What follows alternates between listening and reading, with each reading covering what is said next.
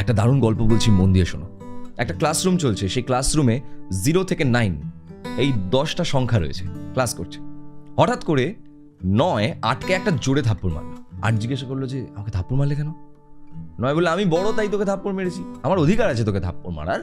তো 8 বললো আচ্ছা এরকম ব্যাপার। তো 8 7কে একটা ঘুরিয়ে থাপ্পড় মেরেছে। এভাবে 7 6কে 6, 5কে 5, 4কে 4, 3কে 3, 2কে মেরেছে, 2 1কে মেরেছে। এবার শূন্য কি করেছে, বলছে আমি তো সব থেকে ছোট, তো শূন্য ক্লাসের একটা কোনায় কি গুটি সুটি মেরে চুপচাপ বসে আছে। এবার 1 গেছে শূন্য, শূন্য বলছে যে মারবে তো?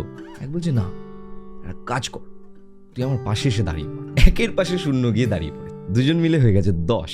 ক্লাস এখন সব থেকে বড় কে তাহলে? 10। গল্পটা এখানেই, যে আমরা সবসময় ভাবি যে আমার থেকে যে নিচে আছে তাকে গিয়ে আমি একটা থাপ্পড় মারবো, তাকে তো শোষণ করা আমার অধিকার। কিন্তু গল্পটা তো অন্যরকম হতে পারে, তাকে যদি আমি আমার সাথে নিয়ে নিই তাহলে তো আমি আরো বড় হয়ে যাই। Unity is strength. যখন আমরা নতুন কিছু জিনিস করতে চাই, নতুন একটা কিছু সাকসেস পেতে চাই, 99% লোকেরা বলে না। 1% লোক, আর 1% মনের একটা ছোট্ট কোণা থেকে একটা সাউন্ড বেরোয় যে বলে কর কর, করতে পারিস।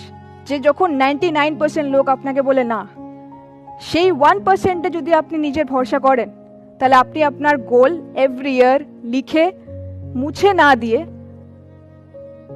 অ্যাচিভ করতে পারেন। খুব সাধারণ হতে চাই, যতটা সাধারণ হলে কেউ ভালোবাসবে না, আবার কেউ ঘৃণাও করবে না।